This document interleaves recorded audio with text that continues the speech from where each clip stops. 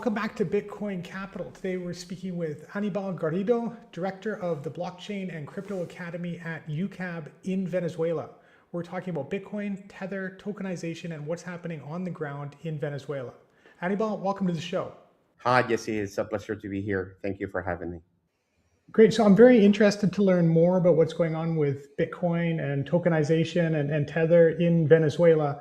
But first, maybe to kind of set the stage for today's conversation, can you give us an introduction into who you are and how you found your way into Bitcoin and tokenization and all the things around it?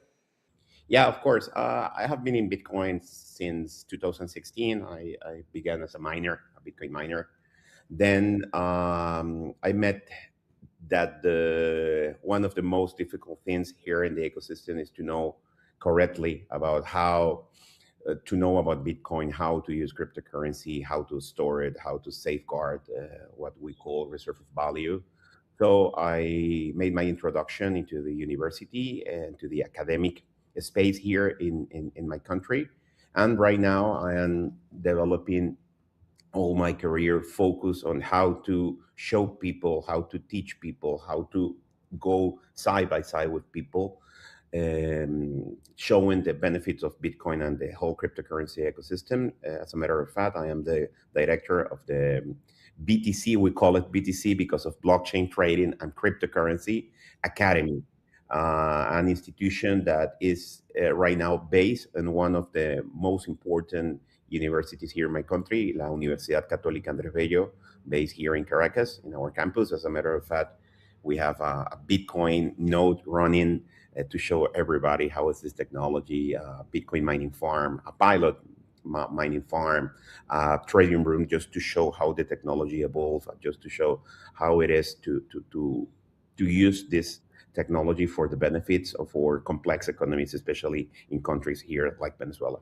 And what is the situation in Venezuela in terms of crypto and Bitcoin adoption at the moment? I know El Salvador is often called a dollarized economy. I've heard Venezuela described as a tetherized economy. Is that kind of an accurate description in terms of the state of adoption in Venezuela?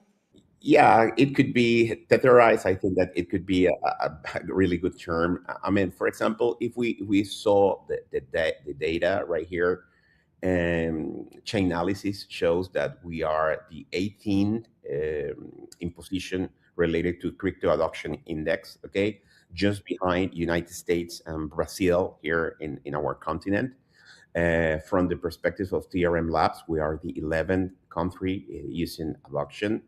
One of the figures, just to show you a little number, is $45 billion that moved along through our economy during 2025. So one of the statistics shows that one of every 10 Venezuelan use cryptocurrency beyond investment, for hedge, for payments, for remittances, or whatever. So at this point, I could see and I can tell that, yeah, Venezuela is one of the most important economies related to crypto here in our continent. Bitcoin adoption is strongest in countries where there's the most intense friction points, right? Specifically capital controls and sanctions. So I think it's not surprising to see strong crypto adoption for external transactions and remittances, but I'm curious how people are using crypto assets domestically. Is it to hedge inflation? Is it actual day-to-day use, or is it a combination of both?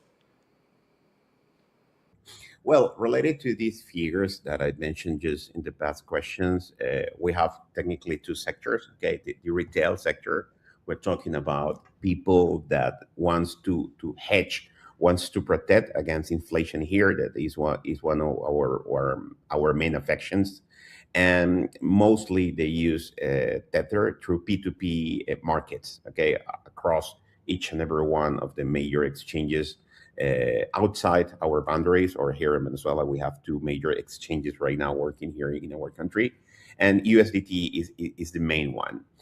For example, just to show you another figure, another number that's really quite interesting.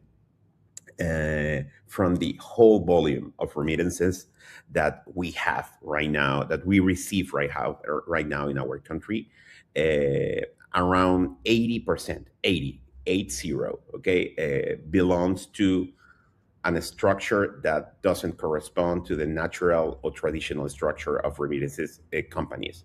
So we are talking that 80% of all the money that comes into our country comes from crypto related to remittances, just this sector. So could you imagine how big area it is for an economy for 35 million people?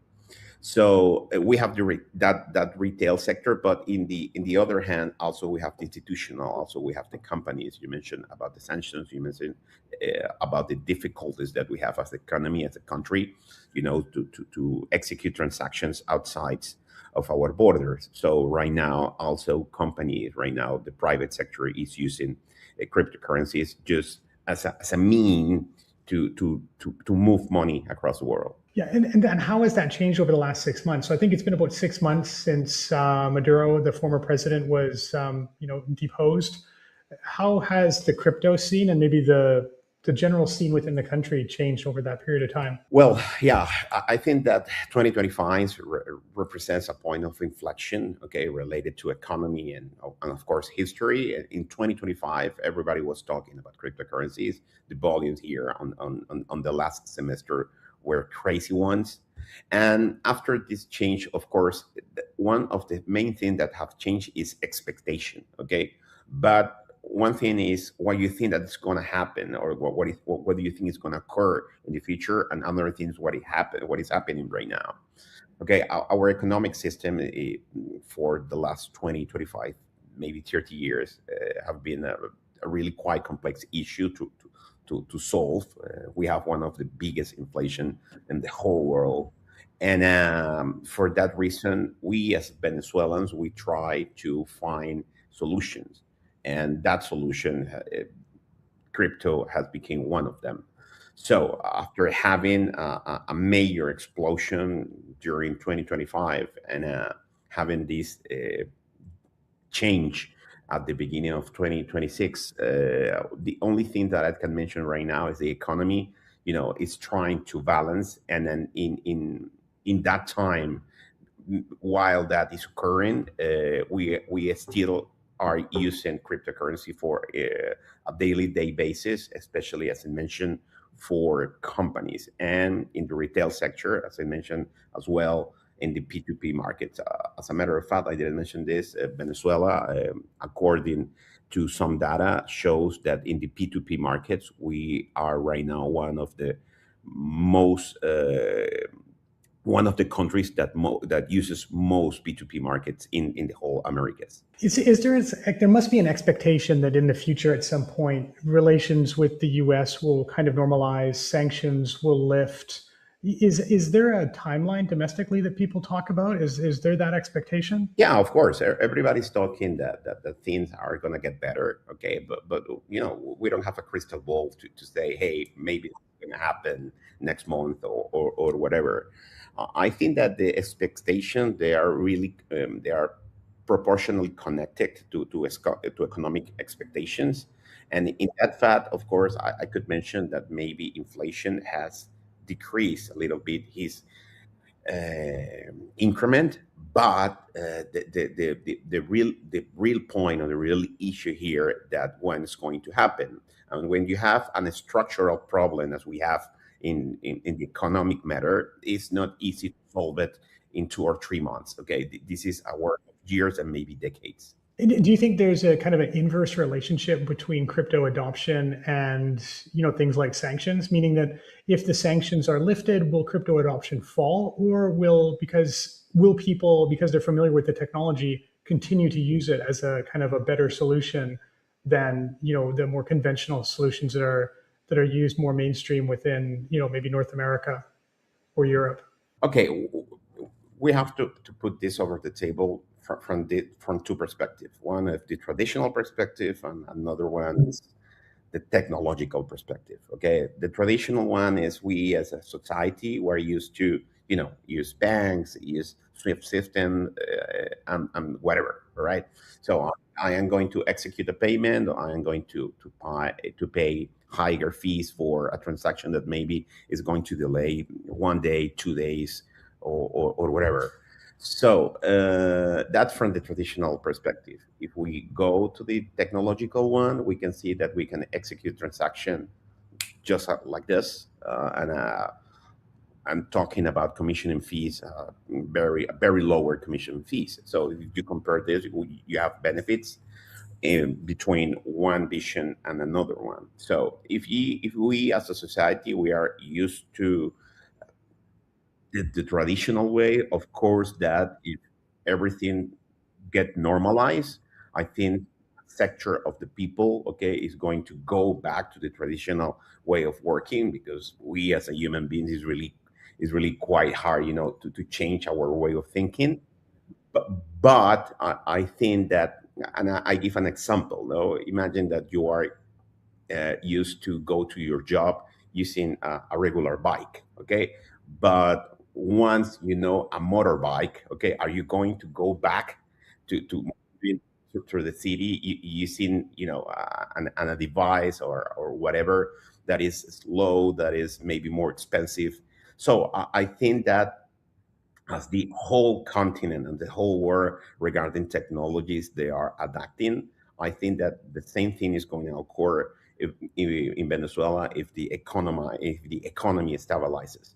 So it's not going to be a huge adoption, but you have to take a look at this. I know, and uh, around the world there is around between 600 million and 700 million people right now using cryptocurrency, and those numbers maybe 5 years ago were the half or less than that. So technically we are increasing, but we are increasing at a higher rate than the rest of the people. As I mentioned, we have over 10% of the population here in our country using cryptocurrency.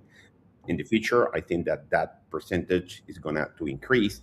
And remember this: I don't see, in my case, I don't see Bitcoin or any other cryptocurrency as a way to become millionaire. That's not the way I see it, as money, as the way it is. But most of the people think that the cryptocurrency is an easy way to become millionaire, and I think it's the hardest way to become millionaire. So if you see the Bitcoin cycles and all regarding about pricing, that's one of the drivers that most of the people use to go into the cryptocurrency ecosystem. And once you are in the rabbit hole, technically it's really quite difficult to get out, because it's not about pricing; it's about value. Yeah, yeah, it reminds me a little bit. You think about the Depression in the 1930s in North America, and the generation that went through the Depression, kind of famously, they never really trusted banks afterwards because they'd been through that experience of banks going bust and them losing their savings. So people would, keep their cash under mattresses and things like that. And I wonder if you've lived through a situation where you've experienced very high inflation, that you find something like Bitcoin or Tether where you can have a little bit more sovereignty over your assets and control it yourself. If it's just a lesson that you would just kind of always remember for the rest of your life, and even if things normalize and you have access to banking and all of the other things, that you would still remember that experience and kind of have an intense distrust of government and somewhat what their policies could lead to. But you know what, you see, I think that history is only repeat itself. A bank crash, and it rise up, it crash again, and it rise up again, and that's the system. And we as human beings, we do the same. All right, we born, we grow, and after we die. So that is going to repeat forever. So I think that, from my perspective, at the end of all this, crypto is not about a way about to fight against the traditional system. It's another way. Okay, they are going side by side. So you, as a citizen, as a regular citizen, or as a company, or even if you are Warren Buffett, whatever, you got two systems to choose. Right? You got the traditional one that offers, of course, their benefits and of course, negative things, and the other one you have a new way of see how the economy develops, how the technology could connect people in real time, how to transfer value without the necessity or with any limits beyond a connection to internet. So we are living in a world right now where AI, where quantum mechanics and all related to technology is our day by day headlines. And I think that a new way of the economy, when technology is integrated, I think that's the future. And it's it's not easy to go back, as I mentioned, when you know the motorcycle. I took that example because we as human beings, we always trying to do better things, and to do better things is, using different tools. And when you know a tool that is going to offer sovereignty, it's going to offer you a way to access money in a different and easier way, I think that's the way it is. Yeah, I think that dual system idea also applies to capital markets. That's kind of our view, with tokenized capital markets existing in parallel with conventional capital markets. We've done some work recently on tokenization across LATAM.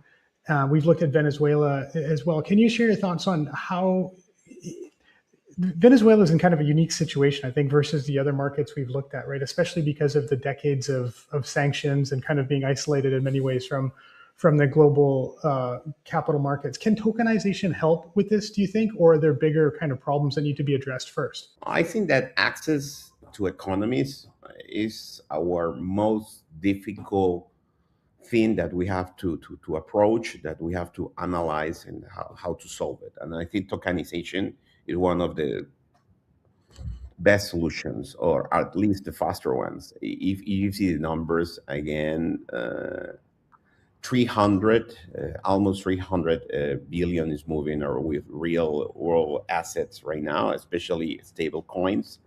And economies like here in Venezuela are using it day by day. So trying to access and to cover and to achieve each and every one of the requirements of the traditional system, compared to, download a wallet, receive a payment, okay, and send a payment, and using a real asset that exists in the real world, but you're using the technology that blockchain is based in. Why don't use it? And when you know it, when you know the benefits of that, and you realize that maybe when you're talking to your supplier, to your customer, and you ask him, hey, do you receive cryptocurrencies? Do you use crypto? And he answers yes. So compare that to, using again the traditional system. Tokenization for me, I think, is going to be not the future, it's the present. But in the future, as sooner, as faster you integrate the use of real world assets into your economy, into your company, into day by day basis, I think that you are going to get a better response on benefits, on goals, on achieving goals, on getting to that milestone that you, as a member of the society or as a company, are looking to achieve, because you want to be the best. Yeah, it's interesting. Javier and I were chatting before the podcast, and we were talking about the Petro ICO project. I mean, that was quite early on. So obviously, even the Maduro regime recognized like the opportunity here with crypto to kind of do things a little bit quicker and faster and borderless. It didn't, turn out very well, but that was an interesting first attempt at the time to embrace the technology. I am going to take your words. It's a very interesting view, and especially from the government and the state. Okay, it doesn't matter if it's for Venezuela or United States or China or whatever. The point is that when you know the technology, and you know the strengths of that technology, and using it or try to improve what you're doing, is when you see states like El Salvador, or maybe Venezuela, or Switzerland, Lugano, for example, that you see that the traditional way of thinking have to change. And take a look at what is happening right now in El Salvador. It's not about using Bitcoin. It's not about adoptions, because regarding adoption, for example, the numbers in El Salvador, okay, they are really quite low, but the huge noise and positive note that have created, okay, calling investment, That's the thing, that's the way I think that the governments, the states, each and every one of the administration have to take a look. Right now in the United States, it's happening with the Clarity Act and everything regarding about the law and about regulation, what is happening right now in Europe. I think that it's one way to show the people that even the government, even the state are realizing that the best way to take a look at this, to onboard this, is not fighting against it. Instead, is to going, walking side by side. Yeah, well, I think it's a tool, right, that can be used, especially for developing economies. To If you don't have strong capital markets domestically, then I think it's a good way to leverage the technology and catch up to some of the regional players that might have stronger capital markets, or even leapfrog them. So I think it's a tool, and it's an opportunity. Do you think that is there a move in Venezuela within the government to look at El Salvador and try and replicate what they've done with tokenization and with the digital asset framework? Regarding regulation in 2020, in 2018, and then 2020, we have produced, laws regarding the use of cryptocurrency. I think one of the things that most help here in Venezuela right now is to the certainty that when you're using cryptocurrencies, you are not in the wrong side of law. All right. So right now, any Venezuelan could use crypto, could use Bitcoin, could use USDt or any other crypto, with the certainty that knowing that he is inside the boundaries of legal regulation. Right now, about other projects, I am not quite. Uh, I don't have knowledge, at least in this moment, between you and me are talking. But I think that the environment, and especially the regulation environment here in Venezuela, is really complex, especially because of the focus on other political measures or things they have to cover right now. But I can mention this, for example, the accountability college in our country yesterday showed a new revision of the whole control, or not control, sorry, about the about how to structure, about how to read cryptocurrencies in the finance of one company. So that's one way of showing that crypto belongs to one of the main things that, as a companies in the private sector, have to see, have to take a look.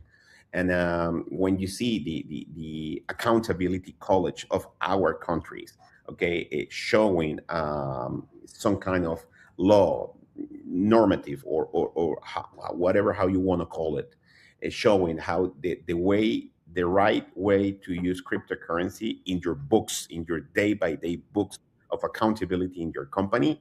I think that even not the government sector only, even the private sector right now is working on how to adopt and how to push the usage of cryptocurrency here in our country. And do you see it as a driver of the domestic economy eventually? I think we probably need to have some clarity on sanctions, and for foreign investors, are they able to invest directly into Venezuela?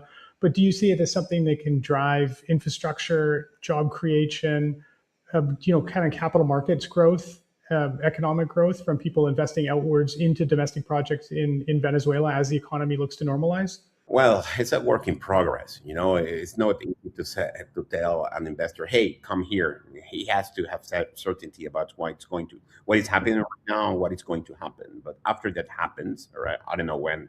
Okay, we discussed it just a few seconds ago. Yeah, of course. Okay, we're going to have huge building offices for Tether, I think, or any other company. Mostly exchanges. I think that when the gates are going to be open, this is going to be a flood of investment here in our country. And especially because our geographical location in the Americas, okay, it's really quite strategic, okay? The access to each and every one of our resources. Right now, sadly, we have problems in the whole electrical system in our country. I think that is a matter that we have to focus in, especially, of course, the state and the government. But after we resolve that, we have we have the talent, we have the people, we have the knowledge, we have the know-how, and of course we have people that are demanding to use technology for improving their their their life. So I think that it's just a matter of time. Oh, that's interesting. What about on the Bitcoin mining side? I mean, you mentioned the energy kind of challenges domestically. Is there much of a Bitcoin mining presence in Venezuela? I see. In the official way, if we take a look of what's happening right now, first of all, in 2020, okay, the government create a resolution about how to mine here in our country. We have to have a license, all right?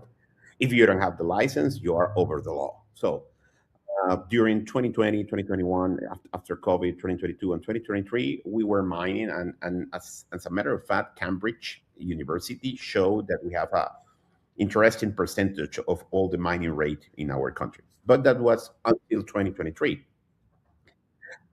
What happened in 2023? We have a corruption scandal, okay, related to the regulator, okay, the that sector of the state, an office of the state that were in charge of all the crypto matters here in our country.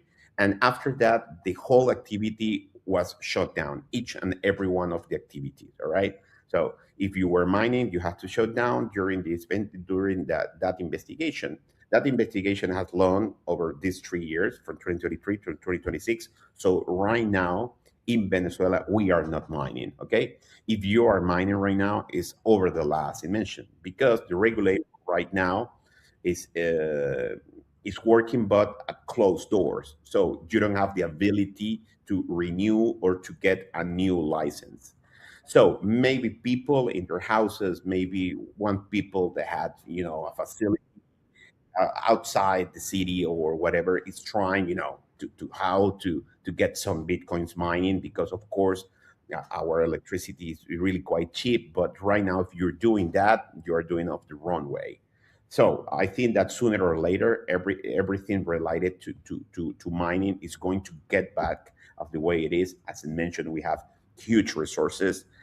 For example, hydro resources, okay, with gas resources. So we have the ability to convert energy into something valuable, and that thing, of course, is mining. But right now, we are not in that stage right now. So we are passing in a slow motion stage where we are waiting to see what happens next. And after that, I think that, as I mentioned, the gates are going to be open, and we're going to have a flood of investment of miners, pools all around the world coming here to Venezuela to establish their operations. Yeah, I think so. It sounds like to me that you're long term very optimistic. But maybe as a final question to wrap up the conversation, what is your midterm view? I mean, that's kind of the trickier thing, I guess, right? To see what do you think the kind of the geopolitical scene for Venezuela is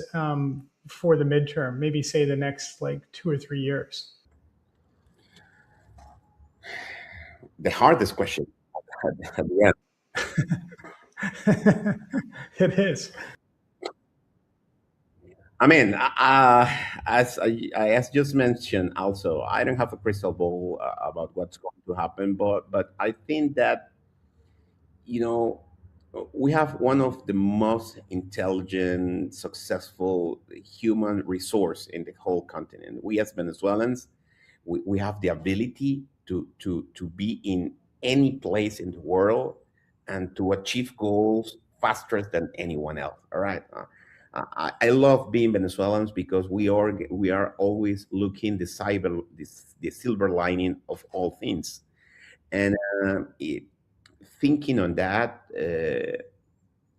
right now, with the whole changes that are occurring in my country, maybe the next 2 3 years is going to be some kind of transition period where economics, okay, is going to be one of the main actors. And if we are talking about economics, if we're talking about finance, of course, at the end of all, we're going to end talking about Bitcoin, we're to end talking about USDt, we're going to end talking about stable coins. So things are going to get better. Yeah, I am crossing my fingers. I think that's the way it's going to happen, but it's not going to be an easy change. Okay, especially because when all your foundations has been, shocked by an sick economy, we have to rebuild this, and that is not to take 1 week or 2 months. Okay, after we change our way of thinking, our way of doing, open to worldwide markets, or going back to IMF, World Bank, or whatever, in the traditional way, and of course open. I don't know. Maybe in the future we are going to have Tether, as I mentioned here, and maybe Paolo Arduino is going to come to here to Venezuela and going to do. Yeah, that will be great, of course, and I'm really quite excited about that. I think that's going to happen, but yeah, it's going to take years. All right, not decades. Okay, decades is going to take the whole country. But of course, we have to implement measures. We have to have a legal basis. As I mentioned, any investor is not going to be crazy enough to go to a country where it's right now we have still sanctions, and how to get back or recover their investment in USDt or US dollars, or whatever. So we have to have the foundation, and that is going to take, as I mentioned, maybe the 2 or 3 years that you are asking me. But one thing that I am complete sure of is that we as Venezuelans have the whole resources, the capabilities, the all that we need to accomplish the goals that we set in the midterm. When you look at a country like El Salvador, that's much smaller, it had different problems than Venezuela, different challenges, but in many ways was maybe even in a worse situation, right? And then changed very, very quickly, very quickly. And every year I go back to El Salvador, and it's just amazing how much it's changed.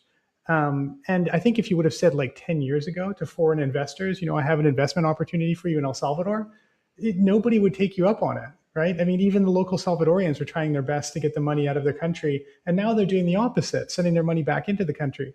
So it's, things can change very, very quickly once you get good leadership, I think. So that must be inspiring for you. You have to. It's rare. Yeah, it's not about to go to a casino. Hey, we earned the jackpot.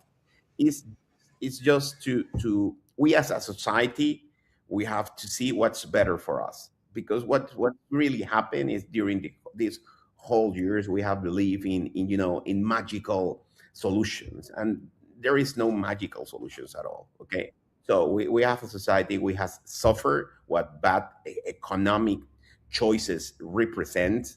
And I think that our choices in the futures are focused right now into choose the best. And when we choose the best, I think that we're going to have excellent results. And on that way, I think that, okay, of course, El Salvador is a very good example about how to do good things. But here in Venezuela, and comparing to El Salvador, not in a bad way, in a good way, we have more resources than El Salvador. So we have the ability to achieve in a faster way results. So we have to see El Salvador as an example, a positive example of how to implement things and how to cover things and how to approach things with the only goal to achieve a better country. That's great. Well, I think that's a great way to end it.